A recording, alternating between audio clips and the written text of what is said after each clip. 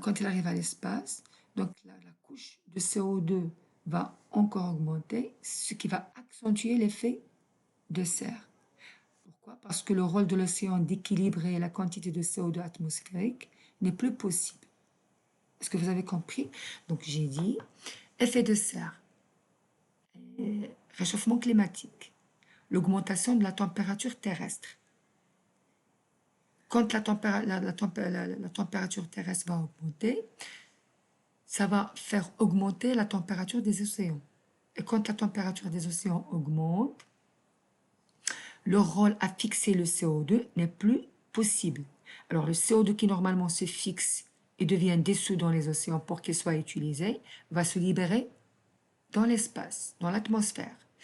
Une fois le CO2 va être libéré dans l'espace, ça va accentuer l'effet de serre. J'espère que vous allez faire un schéma fonctionnel et vous allez me le montrer pour me montrer comment les océans, suite à l'effet de serre, les océans n'arrivent plus à faire leur rôle, à équilibrer le taux de CO2 dans l'atmosphère. Merci de le... Donc, les conséquences de l'effet de serre sur l'environnement, il ne faut pas oublier, hausse du niveau marin, fréquence des tempêtes, tornades, inondations, déséquilibre des réseaux trophiques. Donc, deuxième impact sur l'air, c'est le trou d'ozone. Donc là, on a déjà vu l'ozone, appelé l'ozone troposphérique. L'ozone qu'on va voir maintenant, c'est l'ozone stratosphérique, qui se trouve à partir de 10 km de la Terre. Donc, c'est la haute atmosphère. Donc, il ne faut pas confondre l'ozone stratosphérique qui est polluant et qui provient de l'association de gaz atmosphériques et de composés volatiles et l'ozone troposphérique. Donc, j'ai dit l'ozone stratosphérique est situé à 30 km de la surface de la Terre. C'est une forme d'oxygène O3 très instable et réactive et se trouve dans la haute altitude. Par contre, l'ozone troposphérique se trouve dans la basse altitude. C'est aussi O3, mais c'est une association de NOx et composés volatiles qui provient de la pollution de l'air.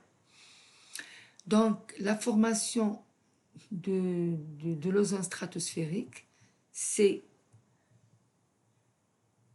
O2, formé par l'association de monoxyde d'oxygène, plus O. Donc, l'ozone troposphérique, c'est l'association entre NOx et composés volatiles. L'ozone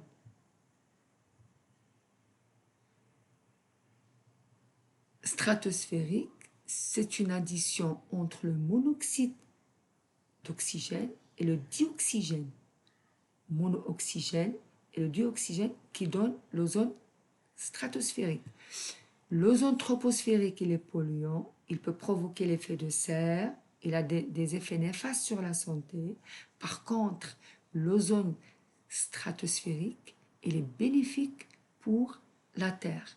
Et il s'est fait en associant le monooxygène plus le dioxygène. Ils ont dit que l'ozone stratosphérique, il est très instable. Donc ce document nous montre comment on peut mesurer l'épaisseur de la couche d'ozone. Donc, on peut parler du trou d'ozone ou épaisseur de la couche d'ozone.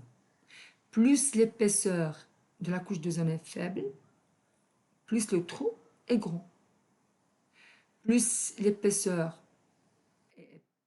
est importante, le trou n'est pas important. Il ne faut pas imaginer qu'il y a un trou. Donc un trou d'ozone, ça veut dire que l'épaisseur de la couche d'ozone, elle est faible. Donc on mesure l'épaisseur de la couche d'ozone en utilisant une unité appelée Dobson.